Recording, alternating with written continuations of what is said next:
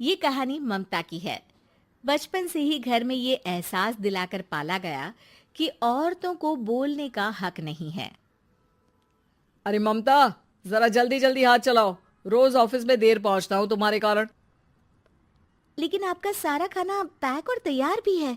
अरे जबान जितनी चलाती हो उतना अगर हाथ चलाती ना तो शायद घर को अच्छे से मैनेज कर पाती। क्या मतलब है? क्या नहीं मिला आपको? मोजे मोजे कौन देगा? ममता भागकर पति को मोजे देती है। वो हर किसी का ख्याल रखती, लेकिन उसके घर में रोज का रोना लगा रहता। अरे माँ, आज स्कूल में टीचर ने मुझे फीस के लिए डांटा। माँ, मुझे अच्छा नहीं लगता कि स्कूल में फीस के पैसों के लिए मुझे कोई भी बात सुनाए। अरे पर बेटा, ये तो पापा करते हैं ना, सारा ऑनलाइन। मुझे तो इसकी जानकारी भी नहीं है। हाँ हाँ, बना लो बच्चों के सामने मुझे बुरा।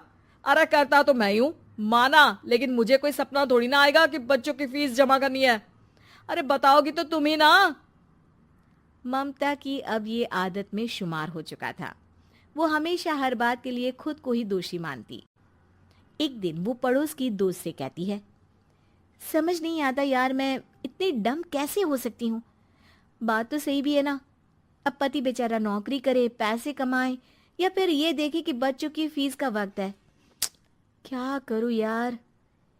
पता नहीं, मेरे पति तो सारा काम खुद ही करते हैं। वो तो कहते हैं कि तुम थक जाती होगी, सारा दिन घर बाहर बच्चे तो। अच्छा, ऐसे भी पति होते हैं क्या? अरे क्या बात कर रही है? भाई साहब कभी तुझे किसी बात के लिए सुनाते नहीं? किसने कहा नहीं सुनाते? अरे ये पति चीज ही ऐसी होती है कि बिना पत्नी को सुनाए उन्हें चैन की नींद कहाँ आती है। तो तू भी परेशान रहती होगी कि कैसे, क्या, कब भूल गई। अरे वो तो मुझे बस इस बात के लिए ताना देते हैं कि मैं वक्त पर खाना क्यों नहीं खाती या पार्लर जाकर अपनी साज सज्जा क्यों नहीं करवाती। पड़ोसन बोल ही रही होती है कि ममता के बेटे की आवाज आती है। अरे माँ, क्या हो गया? लग नहीं रहा कि आज आप मुझे पानी भी देगी। अरे कब से खाने के लिए वेट कर रहा हूँ। अरे यार, मैं चलती हूँ। बेटा खाने के लिए वेट कर रहा है, मैंने उसे खाना भी नहीं दिया। अरे 12वीं में पहुंच चुका है तुम्हारा बेटा, उसे बोलो खुद पानी लिया करे। मैंने तो अपने बच्चों को काम करना सिखाया है। अरे यार, खुद की भी तो कोई लाइफ है। माना जब नहीं कर सकते थे तो किया, लेकिन अब इतने बड़े बच्चों की हर बात मानेंगे तो मुश्किल तो अपने को ही होगी। ममता को पड़ोसन की बात में दम तो लगता है, लेकिन करे क्या, आदत भी तो खुद ही ने डाली थी। ममता घर जाती है कि तभी बेटी आ जाती है। माँ, परसों मुझे एक शादी में जाना है। तेरी वो जो लाल वाली साड़ी है ना, उसे दे देना। मैं आज जाकर टेलर को दे दूंगी, वो उस साड़ी से सूट बना देगा। अरे नहीं नहीं तारा, वो मेरी माँ ने मुझे दी थी और उस साड़ी से मेरी काफ़ी भावनाएं जुड़ी हैं। तुमको ना मैं दूसरी साड़ी दे दूंगी। ओके, कोई बात नहीं, लेकिन आज दे ही देना पक्का। तारा माँ की साड़ी से सूट बनवाकर पार्टी में जाती है, लेकिन जब वो पार्टी से लौटती है, क्या है, मैं तो समझ ही नहीं पा रही हूँ। अरे जब वो साड़ी मांगी थी तो ये छल्ली सी साड़ी क्यों दे दी? मैं ही पागल थी जो इस साड़ी का सूट बनवा लिया मैंने। माँ, जानती भी हो कि कॉलेज में मेरी कितनी हंसी उड़ी। तभी वहां ममता का पति सुनील आ जाता है। अरे गवार औरत, जब बेटी साड़ी मांग रही थी तो दे देती ना। अरे पापा, इनके तो इमोशंस जुड़े थे उस साड़ी से। ममता इतने सब के बाद भी कुछ नहीं बोलती। मेरी बेटी की बेइज्जती हो गई, मैं बिल्कुल बर्दाश्त नहीं कर सकता ये। मैं नहीं चाहता कि मेरी बेटी से कोई भी ज्यादा सुंदर लगे पूरे कॉलेज में। जी, वो पढ़ने में तारा बिल्कुल अच्छी नहीं है, उसकी पढ़ाई पर आप ध्यान दीजिए ना।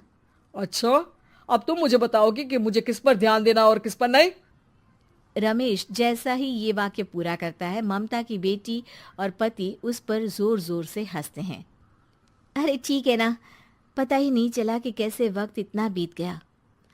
अरे कैसे पता चलेगा माँ, हम लोगों के पीछे जो तू बैताल की तरह चिपकी रहती थी, तुझे कैसे वक्त का पता चलता? ममता को पहले सास ससुर, फिर पति और बच्चों की तरफ से इस तरीके की बातें सुनकर उसका मन बहुत दुखी रहता था। एक दिन, सुनो ना, बहुत दिनों से कमर के नीचे बहुत दर्द रहता है। कल मैंने देखा तो एक फोड़ा था। अरे ममता, एक बार अपने पति से बात करो, वो तुम्हारा फोड़ा डॉक्टर को दिखा देंगे। अरे नहीं नहीं, वो तो गुस्सा हो जाएंगे। अरे क्यों गुस्सा हो जाएंगे? तुमको दर्द है? हाँ, लेकिन वो यही बोलेंगे कि ऑफिस जाऊं या फिर तुम्हें लेकर डॉक्टर के पास। तो बेटे से ही बात कर ले। अरे वो तो मैं कर लूं, लेकिन फोड़ा है ऐसी जगह कि उसे बताते मुझे शर्म आएगी। लेकिन कुछ ना कुछ तो करना जरूरी है ना। ऐसे कब तक फोड़े के दर्द से तड़पती रहेगी? अब तो सोच रही हूँ कि इनसे बात कर ही लूं, वरना दर्द के मारे कहीं मर ना जाऊं। लेकिन शाम को, ममता, क्या किया तुमने आज? खाने के डिब्बे में कैसा खाना दिया था? दाल खराब हो गई थी। कब की थी? दाल तो मैंने सुबह ही बनाई थी, खराब कैसे हो गई? अच्छा सुनिए ना, मुझे कहना है कि अरे गरम दाल बंद करोगी तो ऐसा ही होगा ना। बेइज्जती हो गई सबके सामने मेरी। ऑफिस वालों ने ऐसा मजाक उड़ाया कि क्या बोलूं। कल से ठीक से खाना देना है तो देना, वरना खाना देना बंद कर देना। बाहर खा लूंगा मैं। ममता, जो पति से अपनी परेशानी बताने वाली थी, वो अब ये सोचने लगती है कि कल से पति को खाने में क्या दे। अगले दिन ममता थकी थकी सी हालत में, आप लोगों के लिए नाश्ता बना दिया है, खाना बनाने की हिम्मत नहीं है आज तो। रात भर सोकर थक गई है ना, इसीलिए तो खाना नहीं बना सकती। हिम्मत नहीं हो रही है, मैं बस सोने जा रही हूँ। बस मैडम को सोने का बोल दो, फिर देखो कैसे सोती रहती है। माँ, फिर वही पराठा सब्जी। अरे हमारे साथ के दोस्त एक से बढ़कर एक नाश्ता खाना लेकर आते हैं, आप तो बस। सभी घर से निकल जाते हैं, लेकिन जब शाम को बेटा घर आता है तो घर में अंधेरा रहता है। बेटा लाइट चलाता है। क्या माँ, तुम्हारा भी जवाब नहीं है बिजली का बिल बचाने के लिए? वो बोल ही रहा होता है कि सामने माँ जमीन पर लेटी मिलती है। वो उसके पास जाता है। अरे माँ, क्या हो गया माँ? तभी वहां पड़ोसन आती है। अरे बेटा, तुम्हारी माँ के पैर के पास एक फोड़ा है, जिसके कारण ये लगातार कमजोर होती जा रही थी। मैंने उसे पहले ही कहा था कि घर में बता दो, लेकिन तुम्हारी माँ किसी को तंग करना नहीं चाहती थी। तभी वहां डॉक्टर आ जाता है। अरे इनके ऑर्गन में दिक्कत है, कोई बात है जो इनके मन में खटक रही है। अरे नहीं नहीं, इसके मन में कोई बात नहीं है। कोई काम है नहीं ना इसके पास, सारा दिन बस घर में ही रहती है। देखिए, मैं तो ये नहीं जानता, लेकिन हाँ, इनके मन में हमेशा कोई बात रह जाती होगी, इसीलिए उनकी ये हालत है। अगर आप समय से नहीं ले आते तो हो सकता था कि। अरे नहीं नहीं डॉक्टर साहब, हम पूरी कोशिश करेंगे कि वो ठीक हो जाए। हम लोगों ने अपनी ही परेशानी माँ के सामने रखी, लेकिन किसी ने माँ की दिक्कत को जानने की कोशिश तक नहीं की। हाँ, मैंने भी ममता को हमेशा घरेलू जरूरत से ज्यादा काम का नहीं सोचा था। ममता को होश आता है और वो खुद को अपने बेडरूम में देखती है। वो उठने की कोशिश करती है कि माँ, अब आप नहीं उठेंगी। हम लोग है ना, हम लोग आपको पूरी तरह से खुश रखने की कोशिश करेंगे।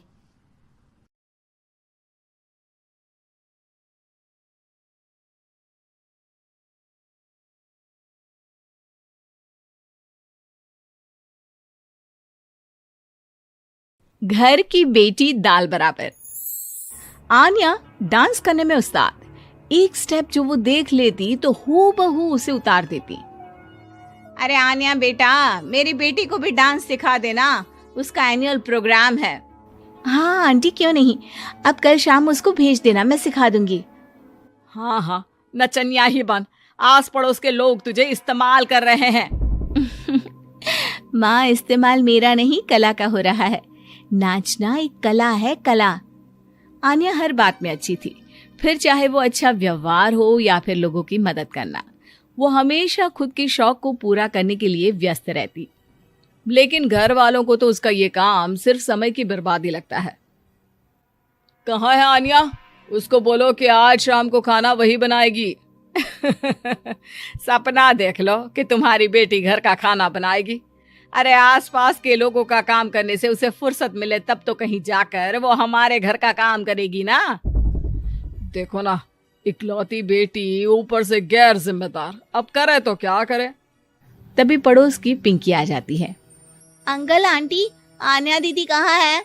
वो क्या है ना, मेरा क्लास वर्क है, वो मुझे समझ में नहीं आ रहा, तो मम्मी ने कहा कि आन्या दीदी से पूछ लो।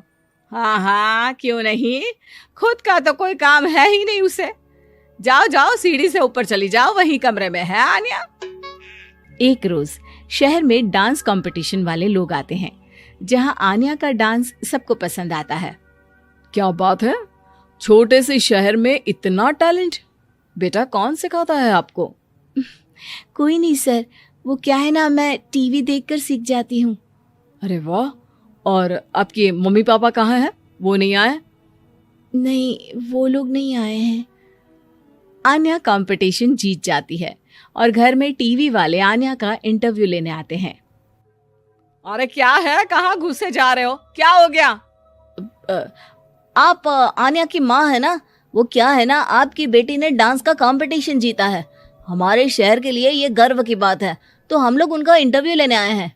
ओहो, बड़ा तीर मारा हो जैसे। अरे उसे आता ही क्या है डांस के सिवा, कुछ और करती तो शायद गर्व होता। तभी वहां आन्या आ जाती है और पत्रकारों को इंटरव्यू देती है। उसी रोज पिता के ऑफिस में। देखो तो आजकल के बच्चे कितने स्मार्ट हैं। धन्य है ऐसे बच्चों के माता पिता को। और किस्मत वाले होते हैं ऐसे माता पिता, वरना मेरी बेटी तो किसी काम की नहीं, सारा दिन बस नाच गाने में ही दिमाग लगाती रहती है। अरे वो बच्ची हमारे शहर की ही है, कितना नाम कमा रही है डांस में। हम तो उसकी बात कर रहे हैं। अच्छा, कोई डांस में भी नाम कमा सकता है? अरे दे देना भाई पेपर की कटिंग, दिखाऊंगा आन्या को भी मैं। क्या नाम बताया? आन्या? यही तो नाम है मेरी बेटी का, आन्या शर्मा। बड़े उम्मीद से रखा था कि कुछ अच्छा नाम कमाएगी, लेकिन नहीं। आजकल के बच्चों को माँ पापा की इमोशन की कदर है क्या? अरे ये देखिए, इस बच्ची का नाम भी आन्या शर्मा ही है, जो पूरे शहर का नाम रोशन कर रही है। पिता अखबार देखते हैं तो सामने बेटी की ही फोटो रहती है। लेकिन ये क्या, जिस फोटो को देखकर हर कोई गर्व कर रहा था, पिता को उस पे कुछ भी खास दिखाई नहीं देता। हमारी ही औलाद है ये, पता नहीं कब कहाँ जाकर नाम लिखवाती है, मुझे तो पता भी नहीं है। अरे शर्मा जी, जरा मिलवा दीजिए ना अपनी बच्ची से। मैं अपनी बेटी को भी ऐसा ही बनाना चाहती हूँ। मेरी बेटी को कुछ टिप्स दे देगी करियर को लेकर।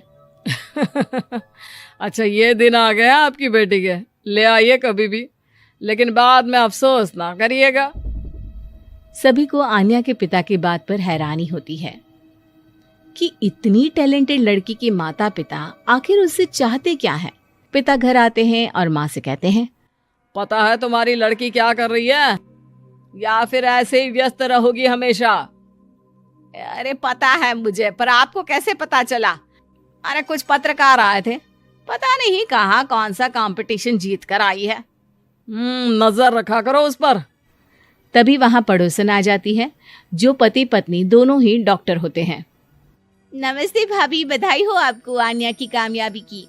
भाई भगवान बेटी दे तो ऐसी। कहाँ है वो? सच में आपको ऐसा लगता है कि भगवान ऐसी बेटी दे? तो ले जाइए ना अपने साथ, रखिए 2-4 दिन, खुद ही पता चल जाएगा। और नहीं तो क्या, सारा दिन करती क्या है, कहाँ रहती है, हमें तो कुछ पता नहीं होता, ना बताती है ना पूछती है। खैर देखिए, वो वक्त अब गया जब माता पिता बनकर बच्चों की परवरिश की जाती थी। अब तो बच्चों को साथ बिठाकर बात करना जरूरी है। वो क्या कहते हैं, बच्चे के दोस्त बने। तो क्या आप दोनों अपनी बेटी के दोस्त हैं? हाँ, बस अब यही बाकी रह गया था। खैर बताइए, क्या काम है आपको? वो क्या है ना, मैं और मेरे पति दोनों को ही इमरजेंसी कॉल आ गई है अस्पताल से।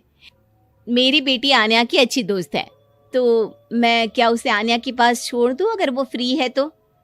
माँ कुछ बोलती उतने में ही आन्या आ जाती है। वाह आंटी, क्यों नहीं, मैं फ्री ही हूँ। आप निश्चिंत रहिए, मैं उसका पूरा ख्याल रखूंगी। थैंक्स बेटा। वो अपनी बेटी उनके घर छोड़ जाती है, जो आन्या की उम्र की ही होती है। ये क्या मजाक है आन्या? हम लोगों को सोना भी होता है और हर घर का अपना कायदा होता है। मुझे बिल्कुल पसंद नहीं है कि तुम किसी को भी घर में घुसा लो। धीरे बोलिए पापा, कैसी बात कर रहे हैं? अंकल आंटी डॉक्टर है, पता है ना डॉक्टर का फर्ज क्या होता है। अगर वो किसी की जिंदगी बचा रहे हैं तो क्या हमारा फर्ज नहीं बनता कि हम भी उनकी किसी न किसी तरह से मदद करें? आपको तो पता है घर पर अकेले रहना कितना अनसेफ है। हाँ, तो दुनिया को सेफ करने का जिम्मा तू नहीं ले रखा है? अरे बहुत महंगे अस्पताल के डॉक्टर हैं वो लोग, खूब पैसा मिलता होगा, लेकिन ये नहीं कि मेड रख ले।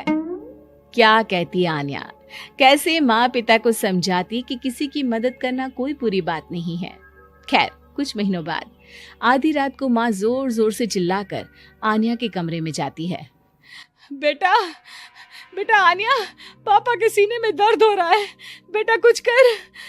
हाँ माँ, मैं डॉक्टर को फोन करती हूँ।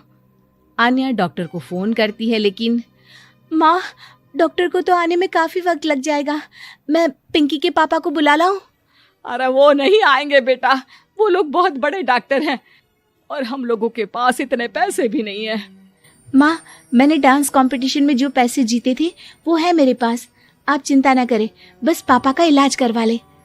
आन्या के कहने पर वो बड़े डॉक्टर ना सिर्फ आन्या के पापा का इलाज करते हैं, बल्कि उन्हें ठीक करके घर भी ले आते हैं। आज मैं सिर्फ अपनी बेटी की वजह से बच गया, भगवान सबको ऐसी बेटी दे।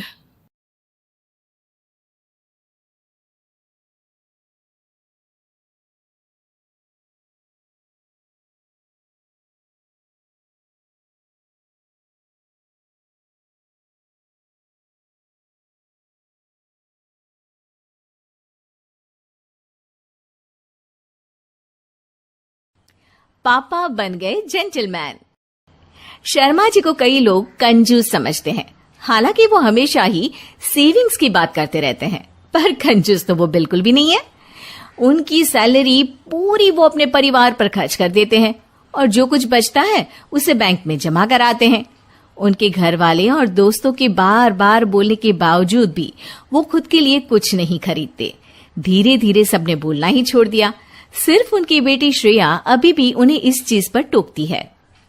अच्छा सुनिए, आज आप ना बाहर जाएंगे ना तो मेरे लिए एक नई कढ़ाई ले आएगा, ये वाली जल के काली हो गई है।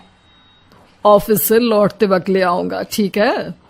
और खुद के लिए भी थोड़े नए कपड़े ले लो पापा। कब तक वही 6 जोड़ी कपड़े और ये पुरानी अटैची लेकर घूमोगे? पार्टी शादियों में पहनने के लिए भी आपके पास कुछ नहीं है पापा। अरे पैसे क्यों फालतू में खर्च करने हैं, ये कपड़े ठीक तो है, और पार्टीज और शादियों में वो मुझे बुलाते हैं, ना कि कपड़ों को। देखा श्रेया, तुझे बोल बोल के थक गई हूँ, तेरे पापा को कोई नहीं समझा सकता। श्रेया, तुम्हें कुछ चाहिए तो बताओ, ले आएंगे, ठीक है? मुझे फिलहाल किसी चीज की जरूरत नहीं है। श्रेया की बहुत कोशिश करने के बावजूद भी शर्मा जी को वो समझा नहीं पाती, पर वो हार मानने वालों में से नहीं है। उसको समझ में नहीं आता कि क्या किया जा सकता है और वो इस बारे में अपने दोस्तों से बात करती है। यार, मुझे समझ में नहीं आ रहा कि क्या करूं कि पापा थोड़ा खर्च खुद पर भी तो कर ले। अरे ये तो अजीब है, एक आदमी इतनी मेहनत करके पैसे कमाता है पर खर्च नहीं करता। तूने अंकल से जिद करके देखा क्या? हाँ यार, सब करके देख लिया। मैं उनसे अगर गाड़ी भी मांग लूं ना तो मेहनत करके वो भी मुझे ला देंगे।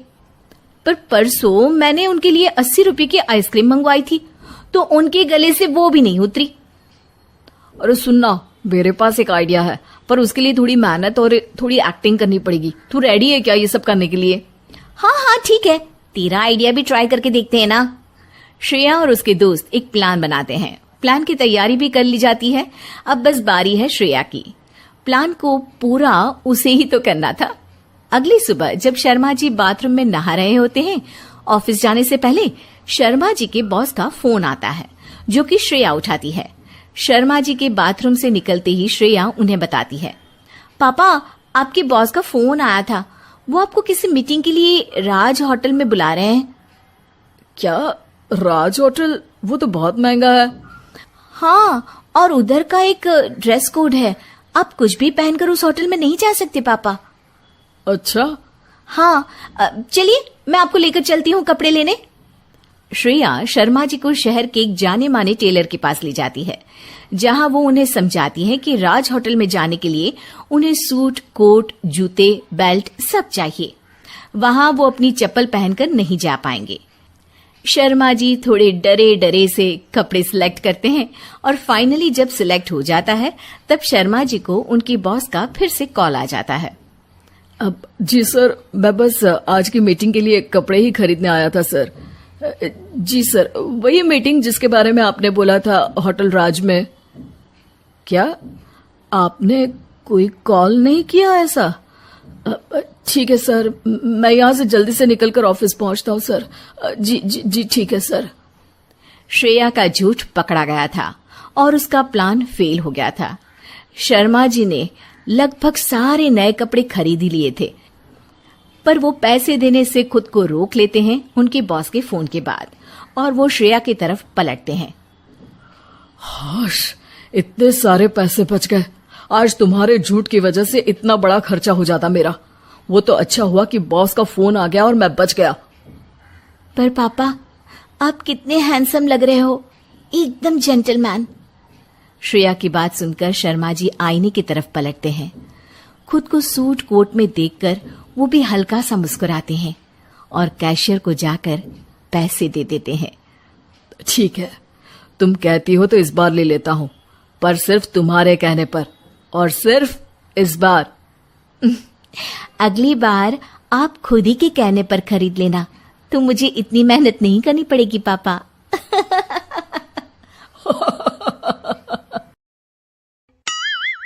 मीरपुर नाम के शहर में तेजस अपनी पत्नी नीरू के साथ रहता था। पति पत्नी दोनों ही नौकरी करते थे। एक दिन तेजस गांव अपनी माँ के पास फोन करता है। हेलो, प्रणाम माँ। जीते रहो माँ, तुम दादी बनने वाली हो।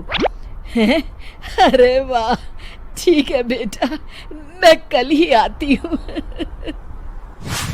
जब माँ जी शहर पहुंची तो बेटे बहू ने बहुत अच्छे से स्वागत किया। लीजिए माँ जी चाय। अरे गर्मा गर्म पकोड़े ले आओ माँ के लिए। नीरू रसोई में गई और 2 मिनट में ही पकोड़े ले आई। जी ये लीजिए। बहू जादू से बनाए हैं क्या? अभी तो रसोई में गई थी। यम्मी। माँ जी, शीला रसोई में पकोड़े तल रही है, मैं बस लेकर आई। हे भगवान, मेरा धर्म भ्रष्ट कर दिया तूने। अब तो गंगा जल से शुद्धिकरण करना होगा। दूसरे दिन, माँ जी मैंने नाश्ता बना दिया है, ऑफिस जा रही हूँ।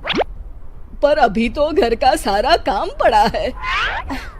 शीला आती ही होगी, झाड़ू पोछा बर्तन कपड़े वो सब कर लेगी। हमारे जमाने में घर का सारा काम हम ही करते थे। जी माँ जी, आप बहुत होशियार हैं, मैं घर ऑफिस दोनों नहीं संभाल पाती। तो जरूरत क्या है घर से बाहर जाकर चाकरी करने की? वैसे भी घर का काम खुद करने से घर में बरकत आती है, समझी? पर माँ जी। पर वर कुछ नहीं, इस महीने की पगार मिले फिर ऑफिस बंद है। हाँ। रात को नीरू तेजस से कहती है, सुनिए जी, माँ जी बोल रही थी कि मैं नौकरी छोड़ दूं। वैसे ठीक ही तो है, अभी तुम्हें आराम की जरूरत है। फिर भी आराम कहाँ, शीला को छुड़ाने के लिए बोल रही थी। तो अब 24 घंटे में इतना काम तो कर ही सकती हो। पर जॉब पसंद है मुझे, घर पर मन नहीं लगेगा। अगले दिन जब दोनों ऑफिस के लिए निकल रहे थे, मेरी तो कोई कीमत ही नहीं है इस घर में। माँ जी, आजकल महंगाई बहुत है, रहन सहन भी बदल गया है, दोनों नौकरी करते हैं तभी ठीक रहता है। अच्छा, तू कहना क्या चाहती है? मेरा बेटा तुझे बिठा के खिला नहीं सकता? तू ही इस घर का खर्च चला रही है, हैं? नहीं माँ जी, मेरा वो मतलब नहीं था। मतलब खूब समझती हूँ, ये बाल धूप में सफेद नहीं किए मैंने। हाँ। अब तो ये रोज का काम हो गया था। तेजस भी रोज की झिकझिक से परेशान हो गया था।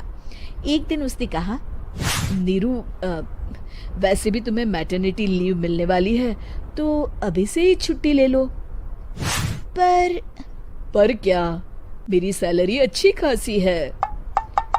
आखिर नीरू ने रिजाइन कर दिया।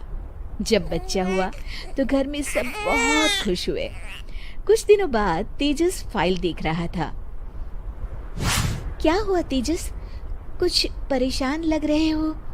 अब हाँ, वो हमारी जितनी सेविंग्स थी वो तो हॉस्पिटल में और छठी के फंक्शन में खत्म हो गई है नीरू। और अभी वैसे मंदी चल रही है तो मैं बोल रही थी कल मुन्ना को हेपेटाइटिस का टीका लगवाना है। नीरू, क्या पोस्टपोन नहीं कर सकते? नहीं जी, बिल्कुल नहीं। अब तेजस को समझ में आ रहा था कि उससे गलती हुई है। पैसों की कमी का असर घर के माहौल पर भी पड़ रहा था। अगले दिन, बेटा मेरा चश्मा और ये दवाइयाँ ले आना, पर्चा देते हुए माँ जी ने कहा। जी। तेजस, मुन्ना के लिए दूध का डिब्बा और डायपर भी ले आना, और ये किराने के सामान की लिस्ट है, इसे भी लाना है। तेजस गुस्से में लिस्ट मरोड़ कर फेंकता है और चिल्लाता है, पैसे क्या पेड़ पर उगते हैं?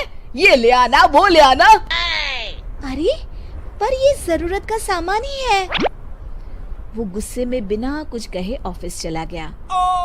अरे अरे लंच तो ले जाइए। नीरू दौड़कर डिब्बा पकड़ाती है।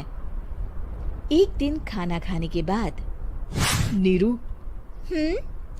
अब तो मुन्ना कुछ बड़ा हो गया, तो अब तुम वापस ज्वाइन कर लो ना जॉब। पर इस रिसेशन में जॉब मिलना बहुत मुश्किल है। ट्राई तो करो। फिर मुन्ना? माँ जी है ना, और एक फुल टाइम मेड भी लगा लेंगे। पर माँ जी, उन्हें तो पसंद नहीं। तभी माँ जी वहाँ आ जाती है और प्यार से नीरू के सर पर हाथ फेरते हुए बोलती है, अब मेरी समझ में आ गया बहू, पहले के और अब के समय में अंतर है। तुम काम शुरू करो, मुन्ना की जिम्मेदारी मेरी। मेरी प्यारी माँ जी। ये कहकर नीरू उनके गले लग गई।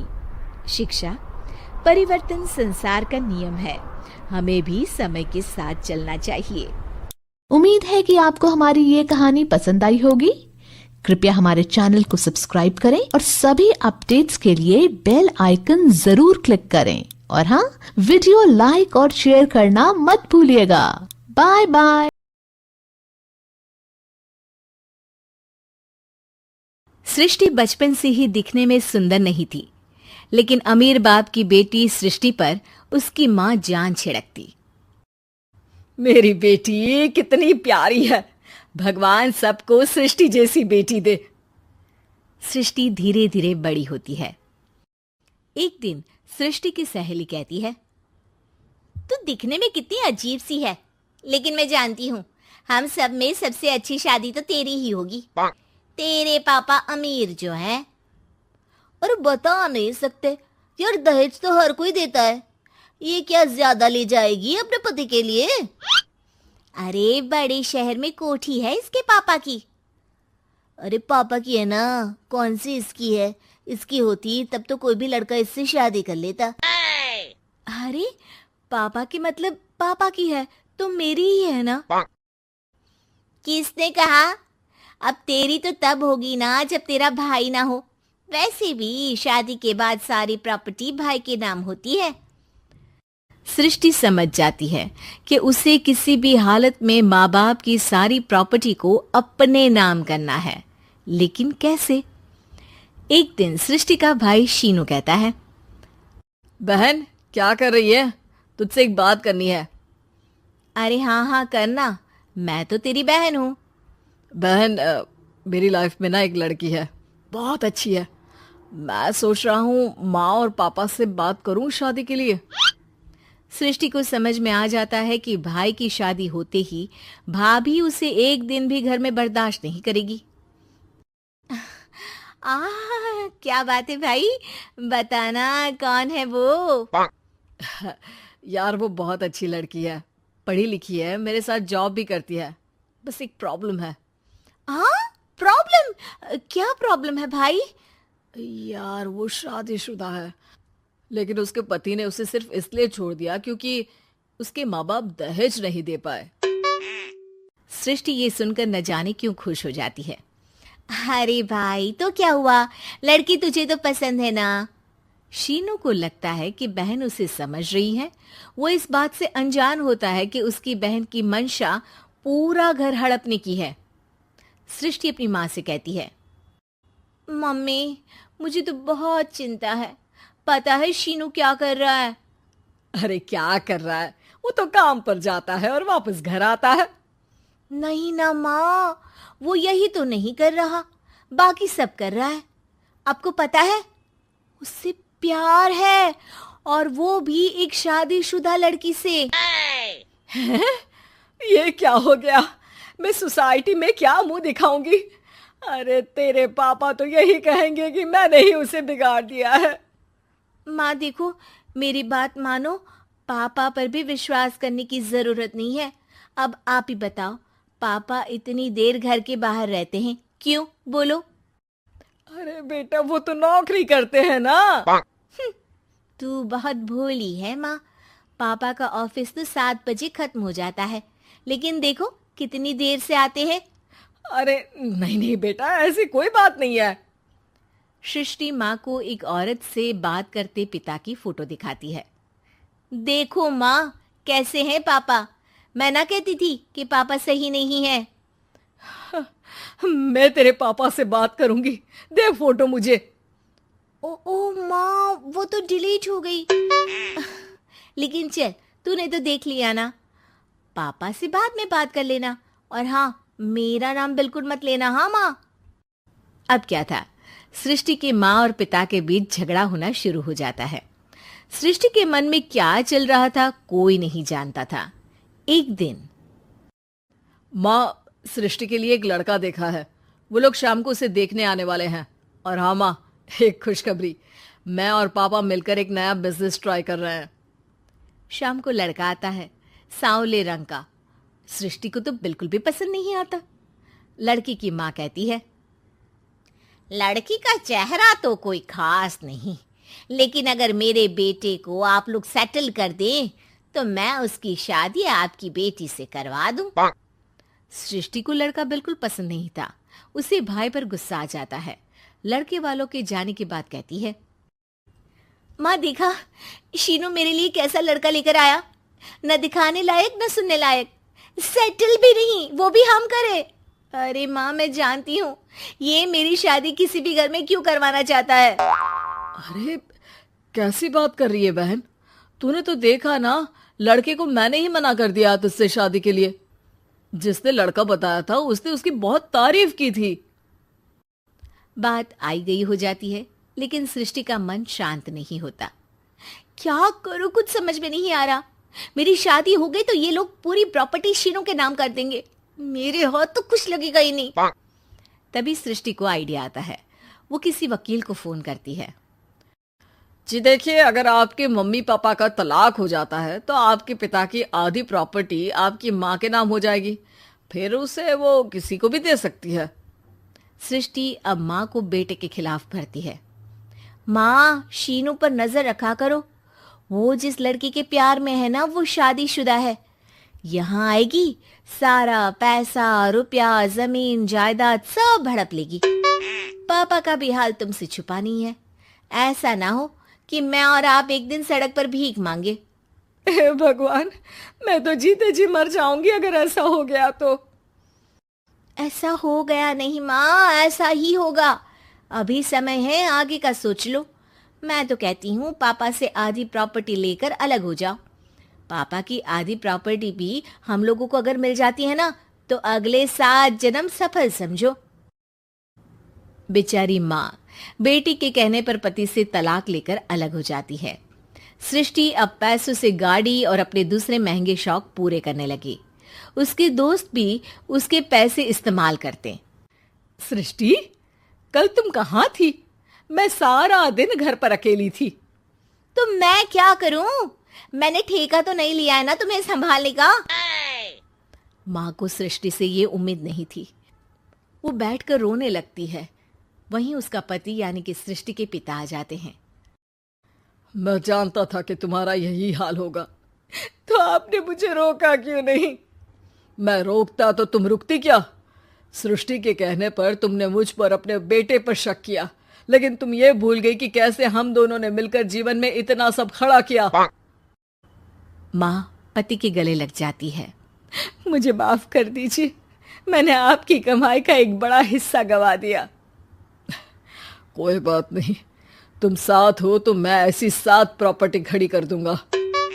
तभी वहां सृष्टि आ जाती है रोते हुए। माँ, मयंक ने मुझे छोड़ दिया। वो बोल रहा था जब तक मेरे पास पैसे थे तब तक ही वो मेरे साथ था। पापा, माँ, मुझे माफ कर दीजिए।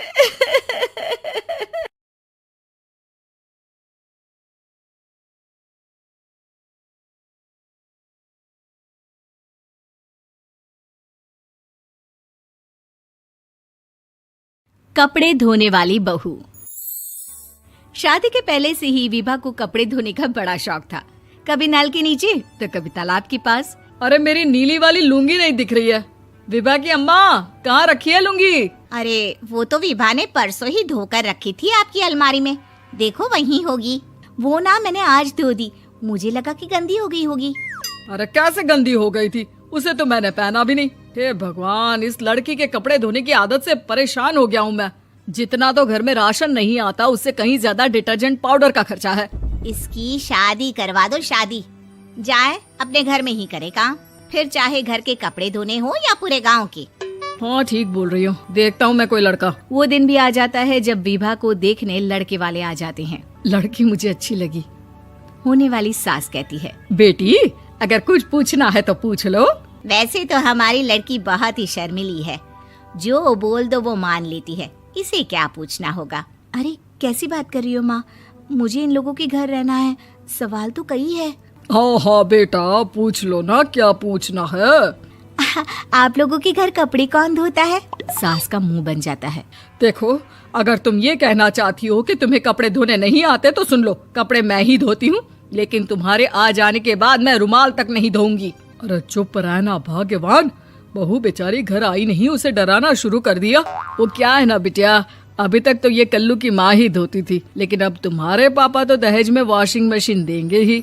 तभी विभा की माँ बोल पड़ती है, सवाल भी पूछा तो क्या। वैसे भाई साहब, मशीन की तो फिर भी कपड़े धोने की कैपेसिटी होती है। मतलब जो बिटिया दे रहे हैं ना विभा, इसे कपड़े धोने का बहुत शौक है। ये आप लोगों के क्या, आस पड़ोस गांव मोहल्ले सबके कपड़े धो दे और उफ तक ना करे। बाहर देखा नहीं आपने कितने कपड़े सूख रहे हैं? सब हमारी बिटिया ने ही तो धोए हैं। बस भी करो ना माँ, शर्म आ रही इतनी तारीफ सुनकर।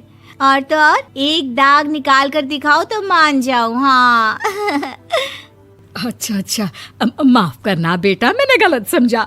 हमें तो रिश्ता बहुत पसंद है। और ऐसे जुड़ जाता है रिश्ता कपड़े धोने का शौक रखने वाली विभा का। उसकी शादी हो जाती है कोयला फैक्ट्री में काम करने वाले कल्लू के साथ। शादी के बाद अचानक विभा चिल्लाती हुई सास के पास आती है। सासू माँ, अरे सासू माँ कहाँ है आप? ये तो धोखा है, धोखा दिया आप लोगों ने मुझे। इसे ससुर के चक्कर के बारे में पता चल गया। अरे तो उसमें तुझे क्यों धोखा मिला है? अरे नल में पानी नहीं आता, कपड़े कैसे कब धुलेंगे? अच्छा अच्छा, तू पानी नहीं आ रहा उसकी बात कर रही है? तो आपने क्या सोचा? कुछ नहीं। अच्छा, तेरी माँ ने कहा था कि कपड़े धोने का शौक है तुझे, याद आया मुझे। शौक शौक बोलकर कपड़े धोने वाले मेरे जुनून को कम ना आके सासू माँ, कपड़ा धोना मेरा गुरूर है। तभी पति भी वहाँ आ जाता है। अभी अभी मैंने इसे सनी देओल की फिल्म दिखाई है, उसी के डायलॉग मार रही है माँ। अच्छा सुन, साफ साफ बता रही हूँ, पानी सुबह 4 से 6 और शाम को 10 से 12 आता है, समझी? विभा टाइमिंग सुनकर हैरान हो जाती है। ये क्या भूतों का मोहल्ला है? सुबह 4 बजे उठकर कौन कपड़े धोता है? 4 बजे टंकी में पानी जाता है, फिर सारा दिन धोना ना, किसने मना किया? अरे कैसी बात कर रही हैं? 200 लीटर की टंकी में कितने कपड़े धो लूंगी मैं? सुबह ही उठ जाऊंगी मैं। अब क्या था, विभा सुबह 4 से लेकर रात के 12 बजे तक कपड़े ही धोती रहती। एक रोज सास पड़ोस से निकलकर कहीं जा रही होती है कि साथ वाली कहती है, हाँ कल्लू की माँ, जरा ये बताओ कि 2 साड़ी है, 2 ब्लाउज और एक पेटीकोट और एक नाड़े वाला लंबा कच्छा। हाँ तो अरे तो क्या कितना लोगी धुलाई ये बताओ। धोबन दिख रहे हैं हम क्या? हमारे पति सरकारी नौकरी से अभी अभी रिटायर हुए हैं और बेटा सुपरवाइजर है कोयला फैक्ट्री में। धोबन समझ रखा है हमें। हाय रे कल्लू की अम्मा, माफ कर दो, वो तो मोहल्ले में यही सब बता रहे थे कि तुमने बहू को कपड़ा धुलवाने के काम में लगा दिया है। सास को पड़ोसन की बात सुनकर गुस्सा आ जाता है। वो घर पहुंचती है जहां घर के बाहर ही इतने सारे कपड़े सूख रहे होते हैं जितने कि किसी धोबन के घर पर। अरे ओ कल्लू की दुल्हन, बाहर निकल। माँ जी यहीं आ जाओ, बाथरूम में चादर धो रहे हैं हम। अरे अभी हम धोते हैं, तुमको बाहर निकलो। ये आस पड़ोस वाले बोल रहे हैं कि हम बहू से कपड़े धुलवा कर उसे कपड़ा धोने वाली बना दिए हैं। अरे छोड़ो ना माँ जी, किन लोगों की बातों में आती हो। आस पास के लोगों का तो काम ही होता है कि वो किसी तरह सास बहू को लड़ा दे। बहू सारे घर के कपड़े धोती है, ये क्या कम है? बोलिए। सास को भी लग जाता है कि वो बहू का ये सनकीपन नहीं छुड़वा सकती, इससे अच्छा है कि खुद ही चुप हो जाए। एक रोज सास और बहू मंदिर जाते हैं जहाँ सास की साड़ी वहाँ खड़ी भीख मांगने वाली से मिलती है। माँ जी क्या बात है, आपकी साड़ी उस भिखारन से कितनी मिल रही है ना? हाँ देखो तो दोनों की साड़ी मिल रही है। क्या बात है कल्लू की अम्मा, तुम खुद को तो अफसर की बीवी बताती हो और ऐसी सिंपल सी प्लेन साड़ी पहनकर घूमती हो। सिंपल और प्लेन नहीं है ये साड़ी। तो क्या सोने के धागे से फूल बने हैं? कुछ भी सासू माँ, कुछ भी। हाँ बने थे इस साड़ी में सोने के धागे से फूल। मेरे पति लेकर आए थे मद्रास से स्पेशली मेरे लिए 10,000 की। ताहे भाई साहब इस भिखारन के लिए भी सेम टू सेम साड़ी लेकर आए होंगे 10,000 की। सास उस वक्त कुछ नहीं कहती, लेकिन बहू के साथ घर आती है और अलमारी से एल्बम निकाल कर लाती है। ये साड़ी देख रही है, ये वही साड़ी है जिसे मैंने अभी पहना था। इस साड़ी में ये जो चमकदार फूल दिख रहे हैं ना, ये सोने के धागों से काटे गए हैं। लेकिन तू लोकल वॉशिंग मशीन ब्रश से घिस घिस कर सारे फूलों को निकाल कर साड़ी प्लेन कर दी। मुझे माफ कर दीजिए सासू माँ। और तो और, जब मैंने तुझे तेरी गलती के लिए कुछ नहीं कहा, लेकिन तूने तो सबके सामने मेरा मजाक ही बना दिया। क्यों? बहू को समझ में आ जाता है कि अब से उसका कपड़े धोना बंद।